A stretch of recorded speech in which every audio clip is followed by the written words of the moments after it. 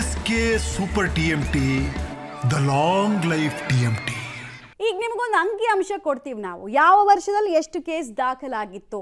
ನಾವು ಹೇಳ್ತಾ ಇದ್ವಿ ತನಿಖೆ ಪ್ರಗತಿ ಅಂತ ಮಾತ್ರ ನಮಗೆ ಕಾಣಿಸ್ತಾ ಇದೆ. ಸ್ಟೇಟಸ್ ಏನು ಕೇಳಿದ್ರೆ ತನಿಖೆ ಪ್ರಗತಿ ಅಂತ, ಇದು ಮುಂದಕ್ಕೆ ಹೋಗೋದೇ ಇಲ್ಲ ಅಂತ ಅನ್ಸುತ್ತೆ. ಪರ್ಮನೆಂಟ್ ಆಗಿ ತನಿಖೆ ಪ್ರಗತಿಯಲ್ಲಿದೆ ಅನ್ನೋ ಶಬ್ದವನ್ನ ಬಳಸಬೇಕು ಅಂತ ಡಿಸೈಡ್ ಮಾಡಿದೆಯಾ ಗೃಹ ಇಲಾಖೆ ಅನ್ನೋ ಪ್ರಶ್ನೆ ಬರುತ್ತೆ.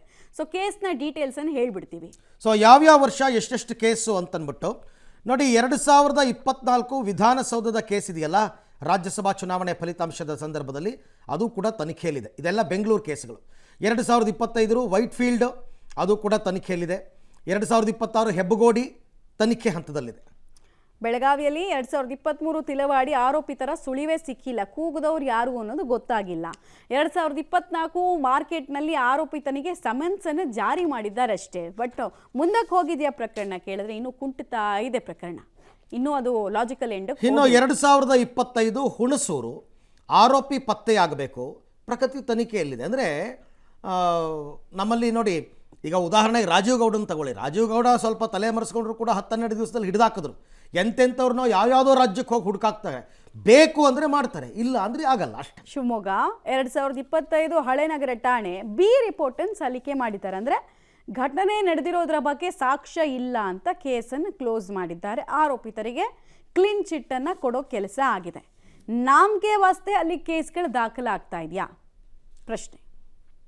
ಚಿಕ್ಕಮಗಳೂರಿನ ಡೀಟೇಲ್ಸ್ ಕೂಡ ಕೊಟ್ಬಿಡ್ತೀವಿ. 2024 ಕೊಪ್ಪ ಅದು ಬಿ ರಿಪೋರ್ಟ್ ಸಲ್ಲಿಕೆ ಆಗಿದೆ ಸಾಕ್ಷ್ಯಾಧಾರಗಳ ಕೊರತೆಯಿಂದ. 2025 ತರೀಕೆರೆನಲ್ಲಿ ಒಂದು ಘಟನೆ ಆಗಿತ್ತು, ಅದು ಕೂಡ ಈಗ ತನಿಖೆಯ ಹಂತದಲ್ಲಿದೆ. ಇನ್ನು ತನಿಖೆಯ ಹಂತದಲ್ಲೇ ಇರುತ್ತೆ, ಆ ಫೈಲ್ ಮೂವೇ ಆಗಲ್ಲ.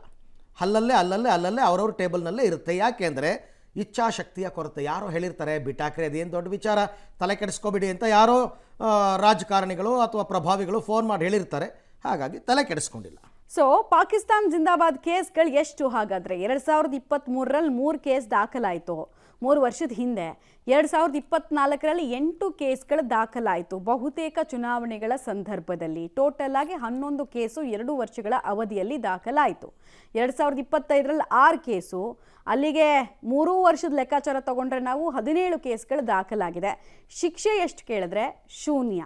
ಕೆಲವು ಪ್ರಕರಣಗಳು ಈಗಾಗಲೇ ಮುಗಿದಿದೆ, ಬಿ ರಿಪೋರ್ಟನ್ನು ಹಾಕಿದ್ದಾರೆ. ಇನ್ನು ಉಳಿದದ್ದು ತನಿಖೆ ಪ್ರಗತಿಯಲ್ಲಿದೆ ಅಂತ ಮಾತ್ರ ಮೇಂಟೈನ್ ಮಾಡ್ತಿದ್ದಾರೆ. ಓಕೆ, ಇನ್ನು ಬಾಂಗ್ಲಾದೇಶ ಜಿಂದಾಬಾದ್. ಈಗ ಮೊನ್ನೆ ಹೆಬ್ಬಗೋಡಿನಲ್ಲಿ ಆಗಿದ್ದ ಘಟನೆ, ಒಬ್ಬಳು ಮಹಿಳೆ ಕೂಗಿದ್ದು, ಆ ಒಂದು ಕೇಸು ದಾಖಲಾಗಿದೆ. ಆಕೆಯನ್ನು ಅರೆಸ್ಟ್ ಮಾಡಿದ್ರು ಅಂತ ಸುದ್ದಿ. ಅದಾದಮೇಲೆ ಏನಾಯಿತು, ಆ ಕಥೆ ಏನಾಯಿತು ಅದು ಗೊತ್ತಿಲ್ಲ. ಸದ್ಯಕ್ಕಂತೂ ಇಷ್ಟೇ. ನಾನು ಆರಂಭದಲ್ಲೇ ಒಂದು ಮಾತು ಹೇಳಿದೆ, ಇಚ್ಛಾಶಕ್ತಿಯ ಕೊರತೆ ಇಷ್ಟೆಲ್ಲ ಕಾರಣ ಆಗಿರ್ತಕ್ಕಂಥದ್ದು ಅಂತ. ಈ ಬಗ್ಗೆ ಮತ್ತಷ್ಟು ಮಾಹಿತಿ ನನ್ನ ಕೊಲೀಗ್ ಶ್ರೀನಿವಾಸ್ ಅವರಿಂದ ಪಡ್ಕೊಳ್ಳೋಣ. ಶ್ರೀನಿವಾಸ್, ನಾನು ಎಲ್ಲ ಸಂದರ್ಭದಲ್ಲೂ ಹೇಳ್ತಾ ಇರ್ತೀನಿ, ನೆಲ ಜಲ ಭಾಷೆ ವಿಚಾರಕ್ಕೆ ಹೋರಾಡಿದಂಥವ್ರನ್ನ ಒಂದೊಂದು ದಿನಕ್ಕೆ 2 ದಿನಕ್ಕೆ ಕರ್ಕೊಂಬಂದು ಅರೆಸ್ಟ್ ಮಾಡಿ ಅವ್ರನ್ನ ಕೊಡಬಾರ್ದು ಕಾಟ ಕೊಟ್ಟುಬಿಡ್ತಾರೆ. ಬೇಡ್ಕೋಬೇಕು ನಮ್ಮ ಕೇಸ್ ವಾಪಸ್ ತಗೊಳ್ರಪ್ಪ ಅಂತ. ಆದರೆ ಇಲ್ಲಿ ನೋಡಿದ್ರೆ ಯಾವ ಕೇಸ್ಗೂ ಕೂಡ ಶಿಕ್ಷೆ ಇಲ್ಲ, ಯಾವ ಅಪರಾಧಕ್ಕೂ ಕೂಡ ಶಿಕ್ಷೆ ಇಲ್ಲ. ಇದು ಪೊಲೀಸರ ವೈಫಲ್ಯ ಅಂತೀರಾ ಅಥವಾ ಆಡಳಿತ ಪಕ್ಷದ ಇಚ್ಛಾಶಕ್ತಿಯ ಕೊರತೆ ಅಂತೀರಾ ಶ್ರೀನಿವಾಸ್? ಅರವಿಂದ್, ಎರಡು ಇರ್ಬೋದು. ಒಂದು, ಆಡಳಿತ ಪಕ್ಷದಲ್ಲಿ ಇಚ್ಛಾಶಕ್ತಿಯ ಕೊರತೆ ಇದೆ ಅನ್ನುವಂಥದ್ದು ಎದ್ದು ಕಾಣುತ್ತೆ. ಸಹಜವಾಗಿ ಆಡಳಿತ ಪಕ್ಷದಲ್ಲಿರುವಂತವರು ಪೊಲೀಸರ ಮೇಲೆ ಪ್ರೆಷರ್ ಆಗ್ತಂತ ಸಂದರ್ಭದಲ್ಲಿ ಪೊಲೀಸರು ಕೂಡ ತಮ್ಮ ಕರ್ತವ್ಯವನ್ನ ಪ್ರಾಮಾಣಿಕವಾಗಿ ಮಾಡ್ಲಿಕ್ಕೆ ಆಗೋದಿಲ್ಲ ಅನ್ನುವಂಥದ್ದು ಈ ಒಂದು ಕೇಸ್ಗಳಿಂದ ಗೊತ್ತಾಗ್ತಿದೆ.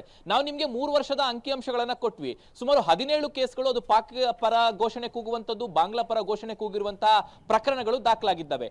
ಎಲ್ಲಾ ಕೇಸ್ಗಳಲ್ಲೂ ಕೂಡ ತಾರ್ಕಿಕ ಅಂತ್ಯವನ್ನ ಕಾಣಿಸ್ಲಿಕ್ಕೆ ಎಲ್ಲೂ ಕೂಡ ಪೊಲೀಸರಿಂದ ಸಾಧ್ಯವಾಗಿಲ್ಲ. ಒಂದು ಅರವಿಂದ್, ಈ ಎಲ್ಲಾ ಘೋಷಣೆಗಳನ್ನ ಕೂಗುವಂತ ಸಂದರ್ಭದಲ್ಲಿ ಬಹುತೇಕ ಒಂದು ಸಮುದಾಯದವರು ಅದರಲ್ಲಿ ಇದ್ದಾರೆ ಅನ್ನುವಂಥದ್ದು ಸ್ಪಷ್ಟವಾಗಿ ಗೊತ್ತಾಗ್ತಿದೆ. ಎಲ್ಲೋ ಒಂದ್ ಕಡೆ ಕ್ರಮಗಳಾಗ್ಬಿಟ್ರೆ ಆ ಸಮುದಾಯಕ್ಕೆ ತಪ್ಪು ಸಂದೇಶ ಹೋಗಬಹುದು ಅನ್ನುವಂತಹ ಆತಂಕ ಬಹುಶಃ ಆಡಳಿತ ಪಕ್ಷದವರಿಗೆ ಅಥವಾ ಸರ್ಕಾರ ನಡೆಸಿದವರಿಗೆ ಇದ್ದಂತೆ ಕಾಣ್ತಿದೆ. ಹಾಗಾಗಿ ಪೊಲೀಸರು ಪ್ರಾಮಾಣಿಕವಾಗಿ ಕೆಲಸ ಮಾಡಿದ್ರು ಕೂಡ ಅವರ ಮೇಲೆ ಒತ್ತಡ ತಂದು ತನಿಖೆಯನ್ನ ಹಿಮ್ಮುಖ ಮಾಡುವಂತ ಪ್ರಯತ್ನಗಳಾಗಿರ್ಬೋದು. ಹಾಗಾಗಿ ಎಲ್ಲೋ ಒಂದ್ ಕಡೆ ಈ ಕೇಸ್ಗಳಿಗೆ ಕ್ರಮಗಳಾಗಿಲ್ಲ ಅನ್ನುವಂಥದ್ದು ನಾವು ನಿಮ್ಗೆ ಸ್ಕ್ರೀನ್ ನಲ್ಲಿ ತೋರಿಸಿದ್ವಿ. ಅನೇಕ ಕೇಸ್ಗಳು ಇನ್ನೂ ತನಿಖಾ ಹಂತದಲ್ಲಿ ಇದ್ದಾವೆ. ಸಾಕ್ಷಿಗಳಿದ್ದಾವೆ, ಆಡಿಯೋ ರೆಕಾರ್ಡ್ಗಳಿರುವಂಥದ್ದು, ವಿಡಿಯೋ ರೆಕಾರ್ಡ್ಗಳಿರುವಂಥದ್ದು, FSL ಗೆ ವರದಿಯನ್ನು ಕಳಿಸಿರುವಂಥದ್ದು ಎಲ್ಲ ಇದ್ರೂ ಕೂಡ ಅವರ ಮೇಲೆ ಕ್ರಮಗಳನ್ನು ತೆಗೆದುಕೊಳ್ಳುವಂತಹ ಕೆಲಸಗಳು ಇನ್ನೂ ಕೂಡ ಆಗಿಲ್ಲ. ತನಿಖೆಯ ಹಂತದಲ್ಲಿ ಅದು ಎಷ್ಟು ವರ್ಷ ಮುಂದುವರಿಯುತ್ತೆ ಅನ್ನುವಂಥದ್ದು ಗೊತ್ತಿಲ್ಲ.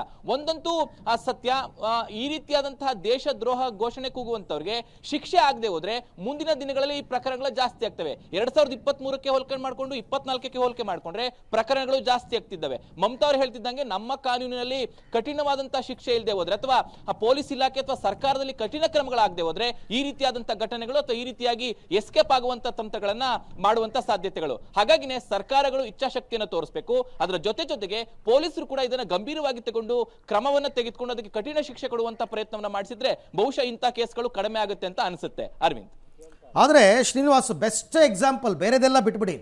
ರಾಜ್ಯಸಭಾ ಚುನಾವಣೆ ಸಂದರ್ಭದಲ್ಲಿ ನಾಸೀರ್ ಅಹಮದ್ ಅವರು ಗೆದ್ದಾಗ ವಿಧಾನಸೌಧದಲ್ಲೇ ಕೂಗಿದ್ರು ಪಾಕಿಸ್ತಾನ್ ಜಿಂದಾಬಾದ್ ಅಂತ. ಅದನ್ನೇನೋ ಸರ್ಕಾರ ತುಂಬ ಗಂಭೀರವಾಗಿ ಪರಿಗಣಿಸಿದಂಗೆ ನಾಟಕ ಆಡಿದ್ರು. ಧ್ವನಿ ಪರೀಕ್ಷೆ FSL ರಿಪೋರ್ಟ್ ಬಂತು, ಮ್ಯಾಚ್ ಆಯಿತು, ಎಲ್ಲ ಆದರೂ ಕೂಡ ಕನಿಷ್ಠ ಆ ಪ್ರಕರಣದಲ್ಲಾದರೂ ಒಂದು ಶಿಕ್ಷೆ ಅಂತ ಆಗಬೇಕಾಗಿತ್ತು. ಅಲ್ಲೂ ಕೂಡ ಸರ್ಕಾರ ಎಡವು ಬಿಡ್ತಲ್ಲ. ಇದು ತುಷ್ಟೀಕರಣದ ಒಂದು ನೀತಿ ಸರ್ಕಾರದ್ದು ಅಂತ.